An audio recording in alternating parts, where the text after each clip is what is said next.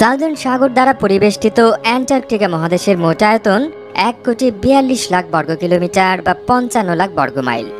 অর্থাৎ আয়তনের হিসেবে অ্যান্টার্কটিকা অস্ট্রেলিয়া মহাদেশের প্রায় দ্বিগুণ, আর যুক্তরাষ্ট্রের প্রায় 1.5 গুণ বড়। আয়তনের হিসেবে পঞ্চম অবস্থানে থাকা এই মহাদেশের প্রায় পুরোটাই বরফের চাদরে ঢাকা। অ্যান্টার্কটিকার স্থলভাগের উপর এই বরফের উচ্চতা কোনো কোনো জায়গায় প্রায় 3 মাইল। তবে অ্যান্টার্কটিকার বরফের গড় উচ্চতা প্রায় 2 কিলোমিটার বা 6,500 ফুট। অ্যান্টার্কটিকা মহাদেশের বর্তমান চেহারা দেখে মনে হতে পারে এটি হয়তো অনন্তকাল ধরে বরফ যুগে বসবাস করছে, কিন্তু 16 কোটি বছর আগেও এই মহাদেশটির অবস্থান ছিল বিষুব রেখার কাছাকাছি।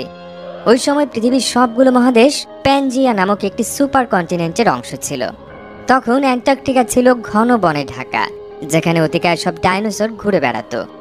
এখন থেকে 16 কোটি বছর আগে প্যানজিয়া ভেঙে অ্যান্টার্কটিকা মহাদেশ তার দক্ষিণমুখী যাত্রা শুরু করে। এরপরেও আরও প্রায় 12 কোটি বছর এই মহাদেশ জুড়ে নানা প্রজাতির উদ্ভিদ এবং প্রাণীর বিচরণ ছিল। যদিও এর মধ্যে এক উল্কাপিণ্ডের আঘাতে পৃথিবী থেকে সব স্থলচর এবং উভচর প্রজাতির ডাইনোসর বিলুপ্ত হয়ে গিয়েছিল। বিজ্ঞানীদের হিসেব অনুযায়ী অ্যান্টার্কটিকা মহাদেশে প্রথম বরফ জমা শুরু হয় আনুমানিক 3.5 কোটি বছর আগে।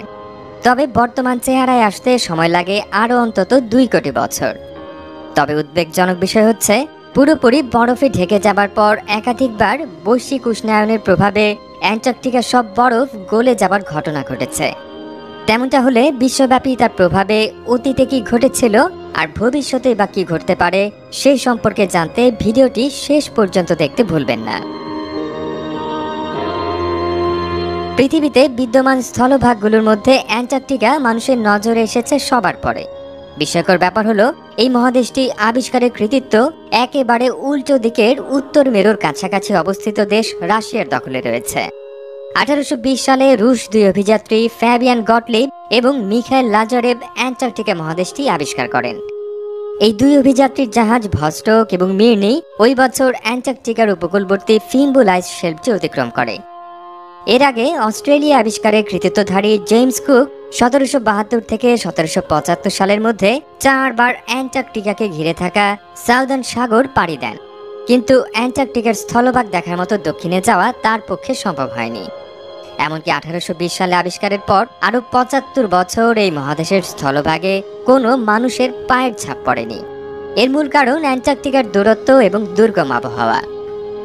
শেষ পর্যন্ত 1895 সালে নরওয়ের একদল অভিযাত্রী প্রথমবারের মতো অ্যান্টার্কটিকা মহাদেশে অবতরণ করেন। তবে মহাদেশের বিভিন্ন বৈশিষ্ট্য আবিষ্কারের প্রক্রিয়া এখনও অব্যাহত আছে। বরফে ঢাকা এই মহাদেশে লুকিয়ে থাকা একাধিক সুপ্ত আগ্নেয়গিরির কথা বিজ্ঞানীরা জানতে পারেন 2013 সালে। 1895 সালে অ্যান্টার্কটিকায় অবতরণের পর থেকে দক্ষিণ মেরু সহ পুরো মহাদেশটি অতিক্রমের উদ্দেশ্যে একাধিক অভিযান শুরু হয়। এর ধারাবাহিকতায় 1907 সাল নাগাদ নিমরোড নামক অভিযাত্রী দলের সদস্যরা চৌম্বকীয় দক্ষিণ মেরুতে পৌঁছানোর কৃতিত্ব অর্জন করে। ব্রিটিশ এই অভিযানে নেতৃত্বে ছিলেন আয়ারল্যান্ডের অধিবাসী আর্নেস্ট শ্যাকলটন। চৌম্বকীয় দক্ষিণ মেরুতে যাবার পথে অভিযাত্রী দলটি প্রথমবারের মতো মাউন্ট এরেবাস নামক একটি সক্রিয় আগ্নেয়গিরির চূড়াও অতিক্রম করেন। অবশ্য চৌম্বকীয় দক্ষিণ মেরু থেকে ফেরার পথে শ্যাকলটনের অভিযাত্রী দল ভয়াবহ বিপদের মুখোমুখি হয়েছিল। আচমকা তাপমাত্রা কমে যাওয়ায় তাদের জাহাজটি বরফে আটকা পড়ে যায়। শেষ পর্যন্ত সেই জাহাজ বিসর্জন দিয়ে বাকি পথ পায়ে হেঁটে ফিরে আসতে বাধ্য হয় অভিযাত্রী দলের সদস্যরা। এইসব অকুতোভয় অভিযাত্রীদের ধারাবাহিকতায় শেষ পর্যন্ত ভৌগোলিক দক্ষিণ মেরু বিজয়ে সক্ষম হন নরওয়ের মেরু অভিযাত্রী রোয়াল্ড অ্যামুন্ডসেন। 1911 সালের 14 ডিসেম্বর অ্যামুন্ডসেন ও তার দল এই কৃতিত্ব অর্জন করেন। এর ঠিক 1 মাস পর রবার্ট ফ্যালকন স্কট নেতৃত্বাধীন ব্রিটিশ অভিযাত্রী দল ভৌগোলিক দক্ষিণ মেরুতে পৌঁছায়। দুর্ভাগ্যবশত ফিরে আসার পথে স্কট সহ এই দলের সব সদস্য মৃত্যুবরণ করে। প্রচণ্ড তুষার ঝড়ে দলটির রসদ হারিয়ে যাওয়ায় মর্মান্তিক ওই দুর্ঘটনা ঘটেছিল। পৃথিবীর মহাদেশগুলোর মধ্যে একমাত্র অ্যান্টার্কটিকাতেই কোনো স্থানীয় মানুষের বসবাস নেই, তাই এখানে কোনো জনপদ, জাতি বা রাষ্ট্রও গড়ে ওঠেনি। তবে এই মহাদেশটি একটি আন্তর্জাতিক চুক্তির আওতায় পরিচালিত হয়। 1959 সালে সম্পাদিত এই চুক্তি অনুযায়ী অ্যান্টার্কটিকা মহাদেশ শুধুমাত্র গঠনমূলক বৈজ্ঞানিক কর্মকাণ্ডে ব্যবহার করা যাবে। সেক্ষেত্রেও এমন কোনো বৈজ্ঞানিক পরীক্ষা এখানে চালানো যাবে না যার ফলে প্রত্যক্ষ বা পরোক্ষভাবে পরিবেশ এবং জীববৈচিত্র্যের কোনো ক্ষতি হয়। অ্যান্টার্কটিকা ট্রিটি সিস্টেম নামে পরিচিত এই চুক্তিটি কার্যকর হয় 1961 সালে। ওই সময় এই চুক্তিতে স্বাক্ষরকারী দেশ সংখ্যা ছিল 12। দেশগুলো হচ্ছে Argentina, Australia, Belgium, Chile, France, Japan, New Zealand, Norway, দক্ষিণ আফ্রিকা, সোভিয়েত ইউনিয়ন, যুক্তরাজ্য এবং যুক্তরাষ্ট্র। অ্যান্টার্কটিকা মহাদেশের বিভিন্ন স্থানে এই 12টি দেশে প্রতিষ্ঠিত এবং নিয়ন্ত্রণাধীন অর্ধ শতাধিক গবেষণা কেন্দ্র রয়েছে। বর্তমানে অ্যান্টার্কটিক ট্রিটি সিস্টেমে স্বাক্ষরকারী মোট দেশের সংখ্যা 55। অ্যান্টার্কটিক ট্রিটি সিস্টেম অনুযায়ী এই মহাদেশ শুধুমাত্র গঠনমূলক বৈজ্ঞানিক কাজে ব্যবহার করা যায়। এই চুক্তি অনুসরণ করে প্রতি বছর গ্রীষ্মকালে 28টিরও বেশি দেশ থেকে অন্তত 5000 বিজ্ঞানী এই মহাদেশে বসতি প্রতিষ্ঠা করেন। বছরের 6 মাস জনবিচ্ছিন্ন অবস্থায় তারা অ্যান্টার্কটিকায় বিভিন্ন গবেষণার পরীক্ষা নিরীক্ষা চালান। এ সময় অ্যান্টার্কটিকার গবেষণা কেন্দ্রগুলো তাদের অস্থায়ী ঠিকানায় পরিণত হয়। এসব গবেষণা কেন্দ্রের মধ্যে যুক্তরাষ্ট্রের নিয়ন্ত্রণাধীন ম্যাকমার্ডো স্টেশনটি সবচেয়ে বড়। প্রতি বছর গ্রীষ্মে এই কেন্দ্রে প্রায় 1000 বিজ্ঞানী এবং গবেষক এসে জড়ো হন। এদের মধ্যে আছেন জীববিজ্ঞানী, ভূতত্ত্ববিদ, সমুদ্র বিশেষজ্ঞ, পদার্থবিজ্ঞানী, মহাকাশবিদ, হিমবাহ বিশেষজ্ঞ এবং গ্রহাণু বিশেষজ্ঞ। বিভিন্ন গবেষণা ছাড়াও ইদানিং অ্যান্টার্কটিকায় পর্যটনও বেশ জনপ্রিয় হয়ে উঠছে। কিছু প্রতিষ্ঠান প্রতি গ্রীষ্মে সেখানে নৌবিহারের আয়োজন করে থাকে। অ্যান্টার্কটিকা মহাদেশকে বিজ্ঞানীরা 2 ভাগে ভাগ করেছেন। এই মহাদেশের এক মাথা থেকে আরেক মাথা পর্যন্ত বিস্তৃত ট্রান্স অ্যান্টার্কটিক পর্বতমালার পশ্চিম দিকে রয়েছে ওয়েস্ট অ্যান্টার্কটিকা আর পূবে ইস্ট অ্যান্টার্কটিকা।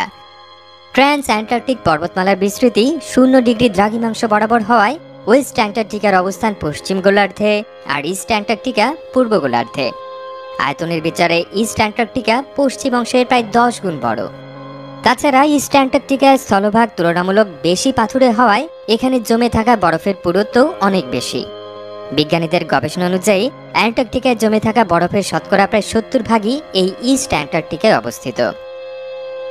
আগেই জানানো হয়েছে এই অ্যান্টার্কটিকা মহাদেশ একাধারে বিশ্বের শীতলতম এবং শুষ্কতম মহাদেশ। এখন পর্যন্ত এই মহাদেশে ধারণকৃত সর্বনিম্ন তাপমাত্রা ছিল -89.2 ডিগ্রি সেলসিয়াস। 1983 সালের 21 জুলাই রুশ গবেষণা কেন্দ্র ভস্টকে এই তাপমাত্রা ধারণ করা হয়েছিল। তবে সাধারণত এই মহাদেশের সর্বনিম্ন তাপমাত্রা -80 ডিগ্রি সেলসিয়াসের কাছাকাছি হয়ে থাকে। এর বিপরীতে এই মহাদেশের সর্বোচ্চ তাপমাত্রা সাধারণত 5 থেকে 15 ডিগ্রি সেলসিয়াসের মধ্যে ওঠানামা করে। তবে 2020 সালে 9 ফেব্রুয়ারি এখানে সর্বোচ্চ তাপমাত্রা ধারণ করা হয় 20.75 ডিগ্রি সেলসিয়াস। এছাড়া এই মহাদেশে বার্ষিক গড় বৃষ্টিপাতের পরিমাণ মাত্র 4 মিলিমিটার, অর্থাৎ অ্যান্টার্কটিকার তুলনায় সাহারা মরুভূমিতে প্রতি বছর প্রায় দ্বিগুণ পরিমাণ বৃষ্টিপাত হয়ে থাকে। এই কারণে অ্যান্টার্কটিকাই বিশ্বের বৃহত্তম মরুভূমি। অ্যান্টার্কটিকা মহাদেশ মানবশূন্য হলেও জীববৈচিত্র্যবিহীন নয়। এখানে একাধিক প্রজাতির সামুদ্রিক প্রাণী বসবাস করে। এদের মধ্যে বিশ্বের বৃহত্তম জীব নীলতিমি, আরকা বা খুনে তিমি এবং দানবীয় স্কুইড বিশেষভাবে উল্লেখযোগ্য। এছাড়া উভচর প্রাণীদের মধ্যে রয়েছে এম্পেরর, কিং, চিন স্ট্র্যাপ, জেন্টু আর অ্যাডেল প্রজাতির পেঙ্গুইন। এছাড়াও আছে দৃষ্টিনন্দন ফারসিল। বিশ্বের জলবায়ু নিয়ন্ত্রণে গুরুত্বপূর্ণ নিয়ামকের ভূমিকা পালন করে এই অ্যান্টার্কটিকা মহাদেশ, যে কারণে এই মহাদেশকে বলা হয় পৃথিবীর ডিপ ফ্রিজ। তাছাড়া পৃথিবীতে মোট সঞ্চিত সুপেয় পানি শতকরা প্রায় 90 ভাগই এই মহাদেশে বরফ হিসেবে জমে আছে। সমস্যা হলো মানব সৃষ্ট বিভিন্ন কারণে পৃথিবীর বায়ুমণ্ডলে কার্বন ডাই অক্সাইডের মতো গ্রিন হাউস গ্যাসের পরিমাণ আশঙ্কাজনক হারে বেড়ে চলেছে। এর ফলে সৃষ্ট বৈশ্বিক উষ্ণায়নের প্রভাব পড়ছে সুদূর অ্যান্টার্কটিকাতেও। পশ্চিম অ্যান্টার্কটিকার বরফ তুলনামূলক বেশি ভঙ্গুর হওয়ায় এখানে এরই মধ্যে বিপুল পরিমাণ বরফ সাগরের পানিতে মিশে গেছে। বিজ্ঞানীদের আশঙ্কা, এই ধারা অব্যাহত থাকলে আগামী 1 শতকের মধ্যে পূর্ব অ্যান্টার্কটিকার তুলনামূলক দৃঢ় বরফের পরিণতিও একই হবে। কিন্তু এই অ্যান্টার্কটিকায় জমে থাকা সব বরফ গলে গেলে বিশ্বব্যাপী সমুদ্রপৃষ্ঠের উচ্চতা প্রায় 20 মিটার বা 65 ফুটের মতো বৃদ্ধি পাবে। ফলে উপকূলীয় প্রায় সব জনপদই বিলীন হয়ে যাবে।